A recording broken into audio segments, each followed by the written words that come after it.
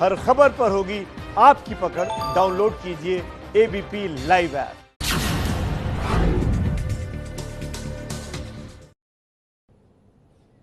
तो अब से बस कुछ ही देर के बाद गृह मंत्री अमित शाह की बिहार में वर्चुअल रैली शुरू होने वाली है। वो बिहार के लोगों से वीडियो कॉन्फ्रेंसिंग के जरिए बात करने वाले हैं। वहीं दूसरी तरफ आरजेडी ने भी एनडीए सरकार के खिलाफ मोर्चा खोल दिया है। ये तस्वीरें पहले जरा देख लीजिए। अमित शाह बीजेपी मुख्यालय पहुंच चुके हैं। कुछ ही देर में डिजिटल रैली होगी। कोरोना काल में अब देखिए आप, चुनाव प्रचार का अंदाज भी बदल चुका है। कुछ ही देर में अमित शाह वहां संबोधित करने वाले हैं वर्चुअल रैली को। फैसले हुए, ऐतिहासिक निर्णय हुए, जिन्होंने भारत की दशा और दिशा बदलने में जिनका योगदान रहा है, ऐसे माननीय गृह मंत्री हम आपको लिए चलेंगे दोबारा जैसे ही ये डिजिटल रैली शुरू होगी। दरअसल आज बिहार में तेजस्वी यादव अपने भाई तेज प्रताप और मां राबड़ी देवी के साथ सियासी संग्राम में कूद पड़े। इस बार बिहार के चुनाव में क्या होने वाला है, इस पर हम चर्चा करने वाले हैं खास मेहमानों के साथ। लेकिन उससे पहले आपको एक रिपोर्ट दिखा देते हैं। कोरोना के बीच बिहार में बजा चुनावी बिगुल।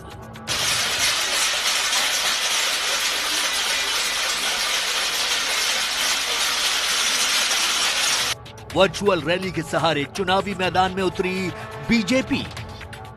5 कुर्सियां लगाई गई हैं, जिसमें भाजपा के राष्ट्रीय अध्यक्ष अमित शाह, राष्ट्रीय अध्यक्ष जेपी नड्डा, गृह मंत्री अमित शाह और दूसरे जो नेता हैं वो बैठेंगे।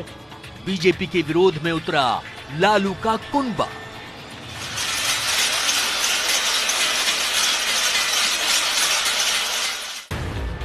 तेज प्रताप और राबड़ी के साथ तेजस्वी ने बजाई थाली और ताली। बीजेपी जो है लोगों के मौत का जश्न मना रही है। लोग जो है भूख से मर रहे हैं, लोग जो है गोली से मर रहे हैं। कोरोना काल में सियासत ने पकड़ा जोर। बिहार बचा लो मौका है, क्योंकि 73 दिन का धोखा है, 15 साल का धोखा है। बिहार के कोने कोने में सुनाई दिया लालटेन का शोर। गूंगी बहरी सत्ता में संवेदना का थोड़ा संचार। बीजेपी ने आरजेडी पर किया पलटवार। गरीबों के नाम पर अपनी राजनीतिक रोटियां से जेडीयू ने भी दिया बीजेपी का साथ। श्री तेजस्वी यादव अनुभवहीन हैं। उन्हें ना तो विपक्ष की भूमिका निभाने का अनुभव है और न राजकाज चलाने का। थाली बजाने के बाद अभी तो थाली बजा रहे हैं ना, चुनाव के बाद थाली बजाते रह जाएंगे। कोरोना की मार है, फिर भी बिहार में चुनावी तकरार है। जी हां, कोरोना की मार है लेकिन बिहार में चुनावी तकरार है। इसी पर हम बातचीत करेंगे। कई खास मेहमान मेरे साथ जुड़ चुके हैं। सबसे पहले अपने मेहमानों से मैं आपको मिलवा दूं। निखिल आनंद मेरे साथ हैं, बीजेपी के नेता। आरजेडी के मृत्युंजय तिवारी मेरे साथ जुड़ चुके हैं। जेडीयू से केसी त्यागी साहब हमारे साथ मौजूद हैं। अंशुल अविजित हैं कांग्रेस के प्रवक्ता, उनसे भी हम बातचीत करेंगे। और हमारे सहयोगी एबीपी न्यूज संवाददाता प्रकाश कुमार हमारे साथ मौजूद हैं। प्रकाश, सबसे पहले मैं आपके पास ही आना चाहूंगा और जरा आज जो राजनीति देखने को मिली है बिहार में, वो छोटे में हमारे दर्शकों को आप समझा दीजिए कि उसका क्या मतलब निकाला जाए।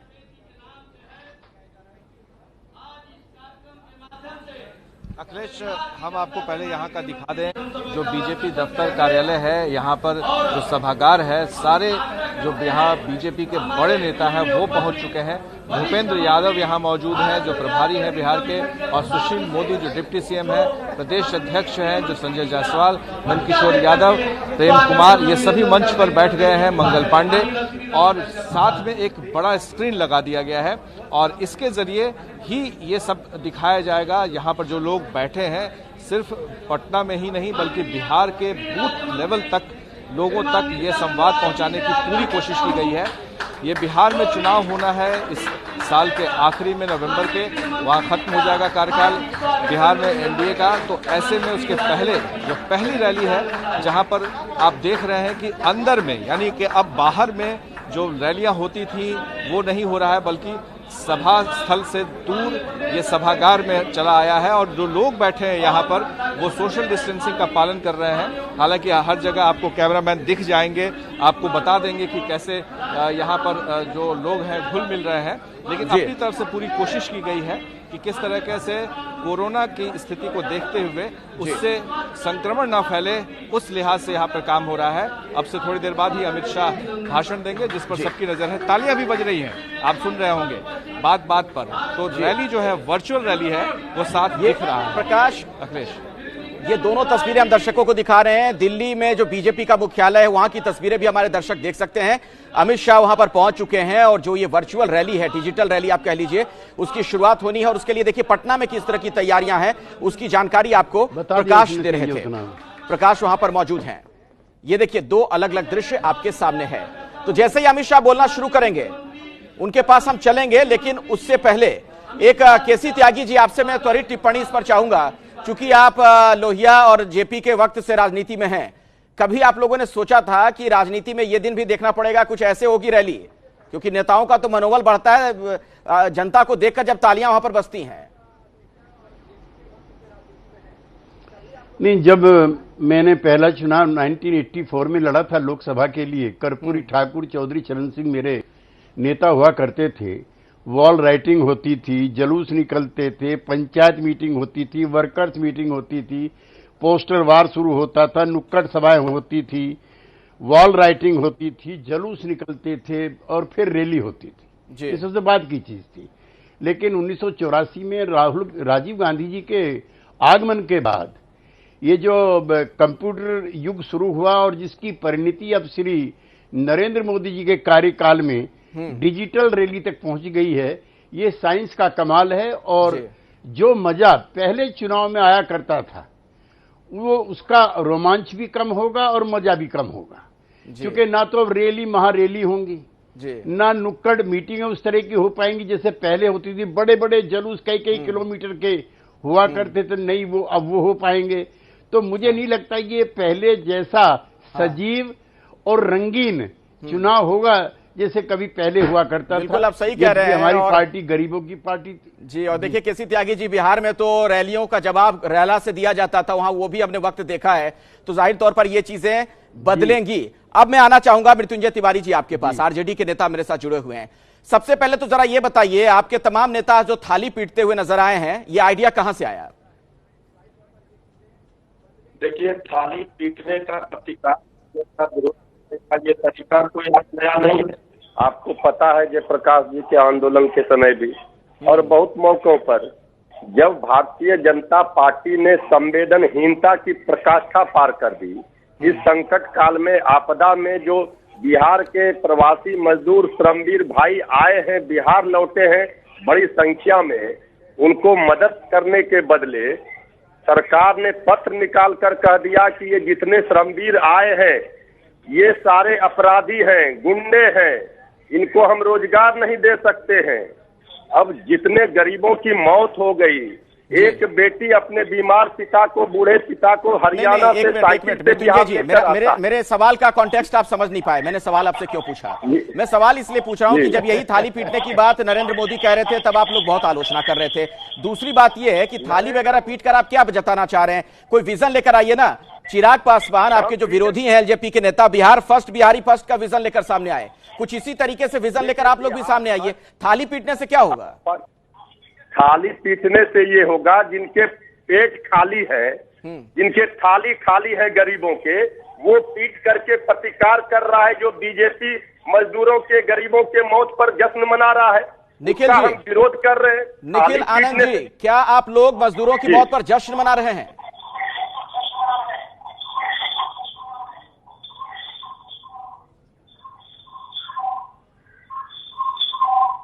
निखिल जी, मुझे क्या सुन पा रहे हैं आप? कुछ दिक्कत आ रही है, मुझे लग रहा है आवाज भी वहां से दोबारा वापस हम तक पहुंच रही है। हाँ, देखिए, तेजस्वी यादव और आरजेडी के पास कोई नए थॉट प्रोसेस, आइडियाज नहीं है और ये लोग आइडियोलॉजिकली बैंकरप्ट थे, मॉरली बैंकरप्ट थे, इंटेलेक्चुअली बैंकरप्ट थे। जब नरेंद्र मोदी जी ने आह्वान किया था कि तब इन लोगों ने क्या किया था? ये तो हकीकत में अपनी छाती पीट रहे हैं, अपना माथा पीट रहे हैं। महागठबंधन के तमाम घटक दलों और उसके नेताओं ने तेजस्वी के नेतृत्व के स्तर से खारिज कर दिया है। तेजस्वी की पार्टी में बंद है और ये अपना कर रहे हैं, पोजिशनिंग कर रहे हैं कि नेतृत्व के स्तर पर कम से कम स्वीकार कर लिए जाए और परिवार की जो दुकान है। नहीं, सुनिए एक मिनट निखिल जी, मेरी बात सुनिए। तेजस्वी यादव ये भी कह रहे हैं, तेजस्वी यादव ने ये भी बड़ा आरोप लगाया कि यहाँ लोगों की जान जा रही है, लोगों की जान बचाने से ज्यादा आपके लिए चुनाव महत्वपूर्ण है, रैलियों में लग गए आप लोग। देखिए अखिलेश जी को पता है कि 3 महीने के लॉकडाउन पीरियड में भारतीय जनता पार्टी ने जन सेवा की एक मिसाल कायम की है और इसी 3 महीने में शीर्ष नेतृत्व से लेकर के जिला, मंडल और बूथ स्तर तक के हमारे कार्यकर्ताओं ने डिजिटल जो ऑडियो वीडियो कॉन्फ्रेंसिंग के माध्यम से एक दूसरे से इंटरेक्शन किया, कम्युनिकेशन किया और हम लोगों ने मास्क, सैनिटाइजर, फूड पैकेट्स वितरण का काम किया। ये सभी को पता है।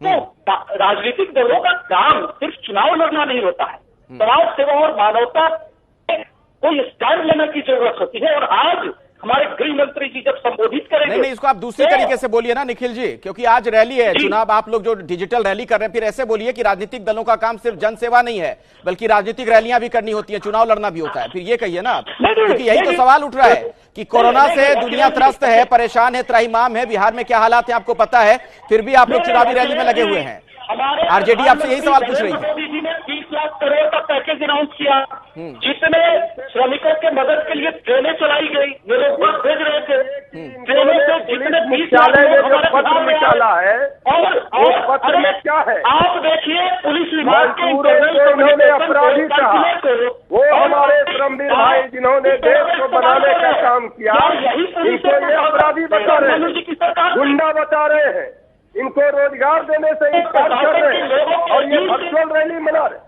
ये वर्चुअल रैली करेंगे। शर्म नहीं आती है? पॉलिटिकल आइडियाज के बेसिस पे ऐसी सियासत शर्म होनी चाहिए। अभी मजदूरों गरीबों को मदद करने राजनीति में आपकी जनता अप्रिशिएशन समझ में रैली में लगी हुई है, इनको चुनाव की चिंता आलोचना के मुझे देखिए एक ब्रेक ले रुकना पड़ेगा, लेकिन केसी त्यागी जी एक त्वरित टिप्पणी आपसे इस पर चाहूंगा। क्या ये दुर्भाग्यपूर्ण नहीं है ऐसे वक्त में इस तरह की जो हम राजनीति देख रहे हैं, इस तरह से जो तू मैं देख रहे हैं, केसी त्यागी जी? नहीं, एक तो मुझको ऐतराज ये है कि एक तरफ भारतीय जनता पार्टी में नेताओं की लंबी कतार है, एक तरफ हमारे पास अपने अतीत के नेताओं की लंबी कतार है और मृत्युंजय तिवारी जी बीच में डिस्टर्ब मत कीजिएगा, सिर्फ 3 ही नेता दिखाई दे रहे हैं, माननीय राबड़ी देवी जी, तेजस्वी यादव जी, तेज प्रताप जी, लोहिया ने, जेपी ने, कर्पूरी ठाकुर ने। क्या यही परिवारवाद हम लोगों को सिखाया था? नंबर 1। नंबर 2, प्रधानमंत्री आपकी पार्टी या सब पार्टियां सब राज्यों में अपने अपने तरीके से अपनी सरकार की उपलब्धियां बताते हैं। ये जनसंवाद रैली है, ये वोट नहीं मांगी जा रही है। अमित शाह जी के पार्टी के द्वारा, सरकार के द्वारा पिछले 1 वर्ष में, 6 वर्ष में जो जनता के लिए किए गए कार्य हैं, उसका कार्यकर्ताओं से सीधा संबोधन है। आपकी पार्टी भी करती है, ममता जी भी करती हैं, उद्धव ठाकरे जी करते हैं, केजरीवाल जी दिन में 2 बार करते हैं। तो इस रैली का इस तरह से विरोध करना उचित नहीं। आप कल अपनी इस तरह से कर लीजिए। और ये रैली में ना तो सोशल डिस्टेंस का मजाक उड़ रहा, जैसे गोपालगंज चलो के दौरान आपकी पार्टी के नेताओं ने उड़ाया था। आज भी मैं आपकी तस्वीर देख रहा हूं पार्टी के नेताओं की, 3 तो नेता कायदे में खड़े हैं, पीछे सोशल डिस्टेंस की जरा चित्र देख लीजिए, पीछे किस तरह से मजाक हो रहा है। तो कम से कम जो लोकतांत्रिक राजनीति की जो परंपराएं हैं, हम लड़ेंगे एक दूसरे के खिलाफ, लेकिन उनका निर्वाह करने से हमें परहेज नहीं करना। चलिए अंशुल अभिजीत का मैं रुख करना चाहूंगा, मृत्युंजय तिवारी से मैं इसका जवाब लूं उससे पहले कांग्रेस के प्रवक्ता मेरे साथ जुड़े हुए अंशुल जी, आपने सुना जेडीयू के प्रवक्ता हैं केसी त्यागी, वो कह रहे हैं कि आरजेडी के पास तो लीडरशिप क्राइसिस है, बाकी बातें तो छोड़ दीजिए, और अगर कोई इस तरीके से सभा करना चाह रहा है, कोई पार्टी सभा करना चाह रही है, इसमें क्या आपत्ति हो सकती है? आप लोग भी कीजिए।